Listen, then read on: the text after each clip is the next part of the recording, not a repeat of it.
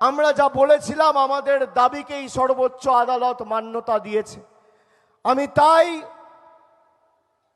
দলনেত্রীকে mic দেওয়ার আগে আমি আরেকবার অনুরোধ করব, এখানে দলের সর্বস্তরের নেতা পদাধিকারী জনপ্রতিনিধিরা আছেন, আমি সবার হয়ে, আপনাদের সবার হয়ে দিদিকে অনুরোধ করব যে আজকে প্রায় 5 দিন আপনি রাস্তায় বসে রয়েছেন।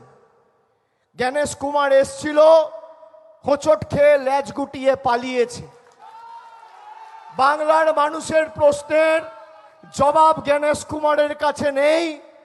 অন্যদিকে দেশের সর্বোচ্চ আদালত আমাদের দাবিকে স্বীকৃতি দিয়েছে, মান্যতা দিয়েছে। আপনি আজকে মানুষের উদ্দেশ্যে 2-4 কথা বলে, আমাদের আবেদন থাকবে, নিবেদন থাকবে, আপনি এই কর্মসূচির সমাপ্তি ঘোষণা করুন। বাকিটা তৃণমূল কংগ্রেসের কর্মীরা আমরা তো আছি। যে বিধানসভায় যাওয়ার প্রয়োজন আমি নিজে যাব, মমতা ব্যানার্জি তো যাবেই। যে অঞ্চলে ঢুকতে বলবেন ঢুকবো, যে রাস্তায় গ্রামে হাঁটতে বলবেন হাঁটবো। 80,000 বুথে এদের নিঃস্ব করে গণতান্ত্রিকভাবে দেউলিয়া করতে হবে।